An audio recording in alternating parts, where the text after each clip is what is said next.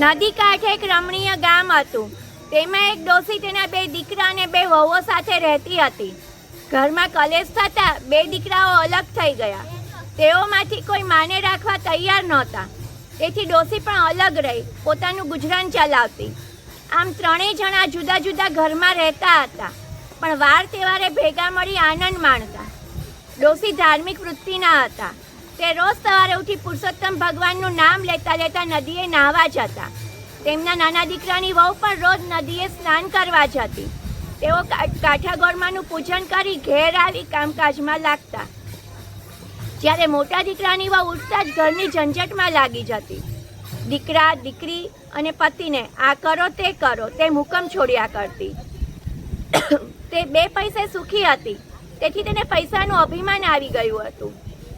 સાથે કંઈક હતું એથી તેના અભિમાનનો પારો ઓર ચડ્યો હતો. તે સમજતી કે ગામમાં મારા જેવું કોઈ નથી. ઉપરાંત બોલવામાં પણ તે તોછડી હતી. દેરાણી ભોળી હતી. એક દિવસ નદીએ જતા તેને જેઠાણીને ઘેર જઈને કહ્યું, જેઠાણી, આજે તો મારી સાથે નદીએ નાહવા ચાલો.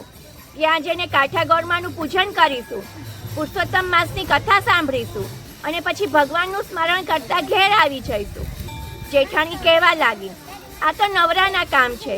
નાવાનું તો ફક્ત બાનું છે, પણ ત્યાં બધા ભેગા મળીને ગામની નિંદા કરતા હોય છે. આમાં આપણું કામ નહીં. મારે તો મારું ઘર પહેલું સંભાળવાનું. મારા ઘેર આવનારા ઘણા.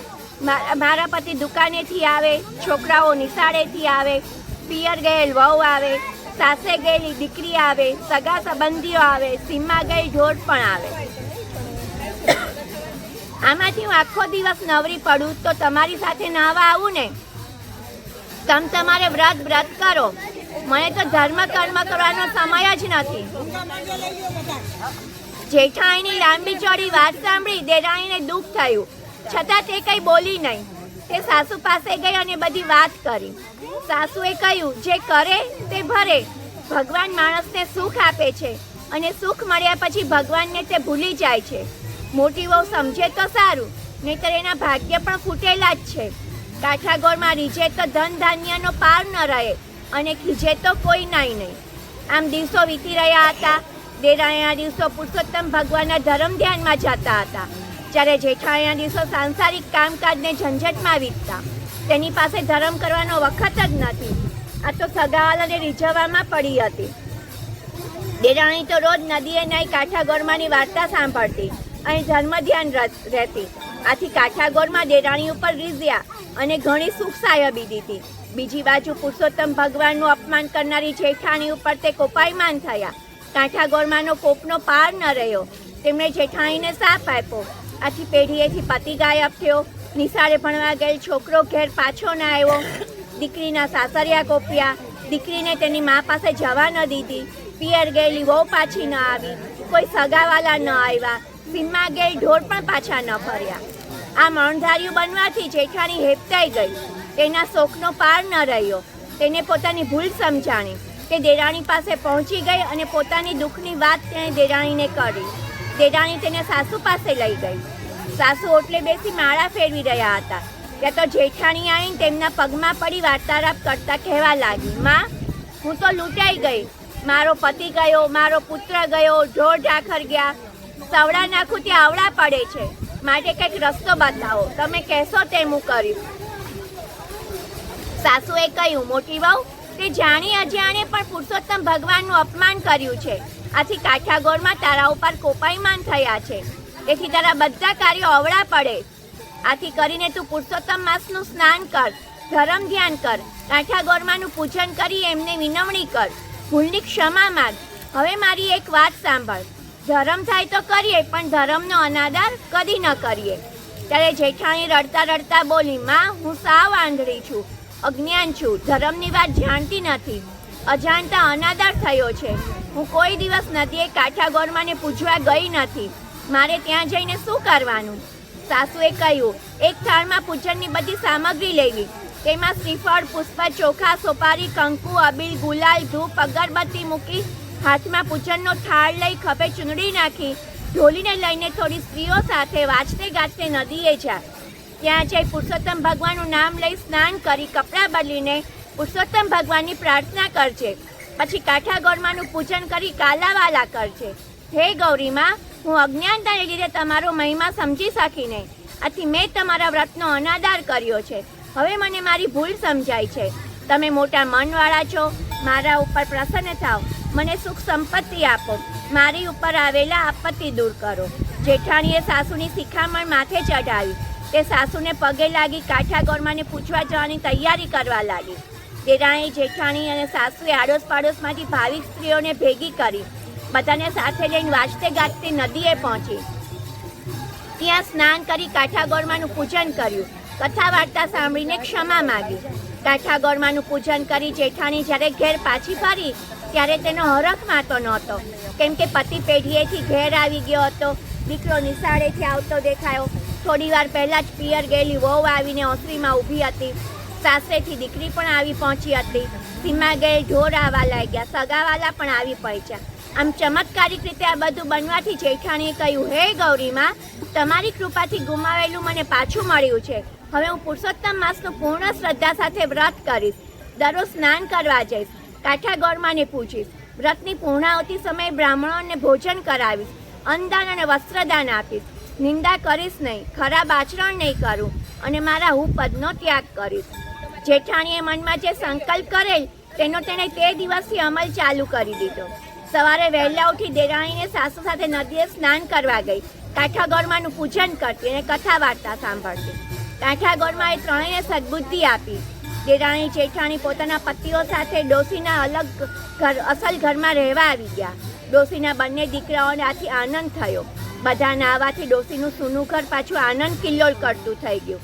હે પરસોત્તમ ભગવાન, હે કાઠાગોરમાં, તમે જેમ સાસુ, જેઠાણી, દેરાણીને ફળ્યા તેમ તમારું પૂજન કરનાર, કથા સાંભળનાર, સ્નાન કરનાર દરેક ભાવિકોને ફળજો ને સુખ શાંતિ આપજો. બોલો પરસોત્તમ ભગવાન.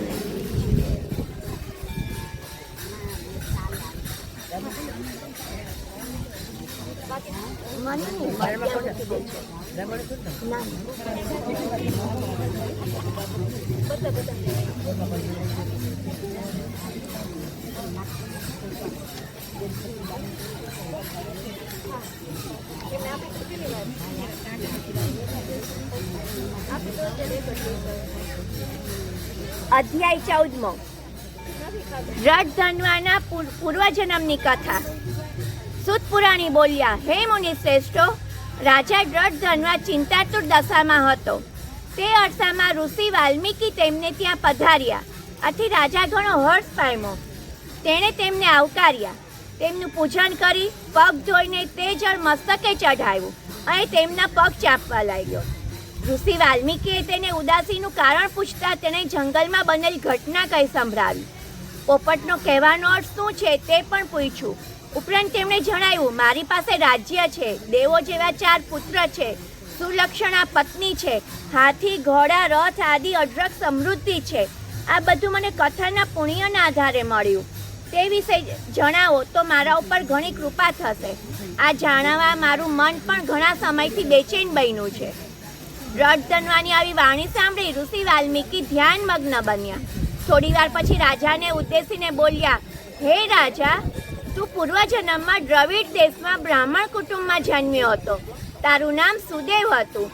તે વખતે અગ્નિહોત્રાદિ યજ્ઞો કરી શ્રી હરિને પ્રસન્ન કર્યા હતા. તું ધાર્મિક વૃત્તિવાળો, વેદધ્યયન કરનારો, સંતોષી અને વિષ્ણુપરાયણ હતો. તારી પત્નીનું નામ ગૌતમી હતું. તે પતિવ્રતા સ્ત્રી હતી. તેમને કોઈ સંતાન ન હતી. તે દુઃખી થતો હતો. આ બાબતે તે પત્ની સમક્ષ કરી હતી. ગૌતમી જ્ઞાની હતી. તેણે સુદેવને આશ્વાસન આપતા કહ્યું, તમે વિદ્વાન છો, સંતાનની લાલસા રાખી શા માટે દુઃખી થાવ છો?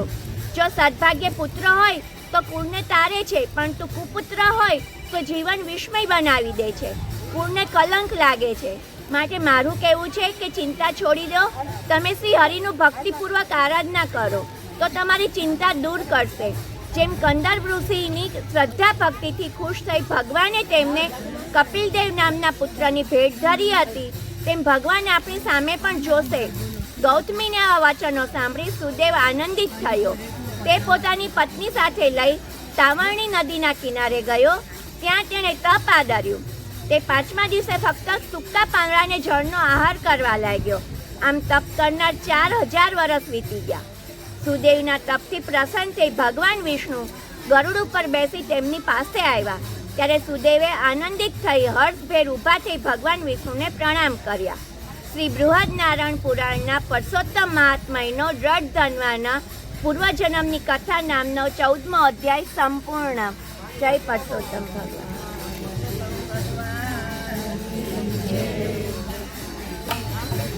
હવે વાર્તા મૌન વ્રતની કથા. અવંતીમાં એક પવિત્ર અને વિદ્વાન બ્રાહ્મણ રહેતો હતો. તેનું નામ ધર્મદાસ હતું. ખરેખર તે હંમેશ ધર્મમય જીવન ગાળતો હતો. તેણે જીવનના ઘણા વર્ષો તપમાં ગાળવાથી તેની ખ્યાતિ તપસ્વી તરીકે થઈ હતી. વારંવાર તપ કરવાથી ધર્મદાસનું શરીર દુર્બળ અને કૃશ થઈ ગયું હતું. તેની ઉંમર 70 વર્ષની થઈ હતી. એવામાં પુરુષોત્તમ માસ આવ્યો. ધર્મદાસ પુરુષોત્તમ વ્રતનો મહિમા જાણતો હતો, તેથી તેણે પુરુષોત્તમ વ્રત કરવાનું નક્કી કર્યું. વ્રતના પહેલા દિવસે તે પ્રાતઃકાળમાં ઉઠીને નદીએ સ્નાન કરવા ગયો. વ્રત નિયમ મુજબ તેણે કાઠાગોરમાનું પૂજન કર્યું, કથા વાર્તા સાંભળી અને બ્રાહ્મણોને યથાશક્તિ દાન આપી પોતાના મુકામે આવી પહોંચ્યો.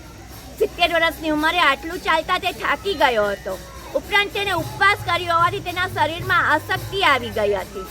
બીજા દિવસે તે સ્નાન કરવા નદીએ ગયો. ગઈકાલ કરતાં આજે તેની તકલીફ વધી પડી. બીજા દિવસનો ઉપવાસ તેને વસમો લાગ્યો. તેનો જીવ ગભરાવા લાગ્યો. તે વિચારવા લાગ્યો કે બીજા દિવસના ઉપવાસે મારી આવી હાલત થઈ ગઈ છે તો આખો મહિનો કેમ ખેંચાશે. પણ સંકલ્પ કરેલો, તેથી નિયમ ભંગ કરે તો દોષમાં પડે. એના દુર્બળ શરીરથી હવે ઉપવાસ થઈ શકે તેમ ન હતું, પરંતુ ધર્મ પ્રત્યે અડગ આસ્થા હતી. એ શરીરથી ભલે ભાંગી પડ્યો, પણ મન મજબૂત હતું. દિવસ દરમિયાન અને મોડી રાત સુધી ધર્મદાસ જાગતો રહ્યો. પુરુષોત્તમ ભગવાનનું નામ સ્મરણ કરતો રહ્યો. મોડી રાતે તેને ઊંઘ આવી. સપનામાં તેણે પુરુષોત્તમ ભગવાનના દર્શન થયા. તે બોલ્યા, હે ભક્ત, તારાથી ન થઈ શકે એવું વ્રત તે લીધું છે. 2 દિવસના ઉપવાસથી તારા હોશકોશ ઉડી ગયા છે. આથી તારાથી ટકી રહેવું મુશ્કેલ છે. વ્રત સંકલ્પ કરીને ભાંગવો તેમાં દોષ છે. તારો મજબૂત સંકલ્પ જોઈને તારું વ્રત જળવાઈ રહીએ એવો રસ્તો બતાવવા આવ્યો છું.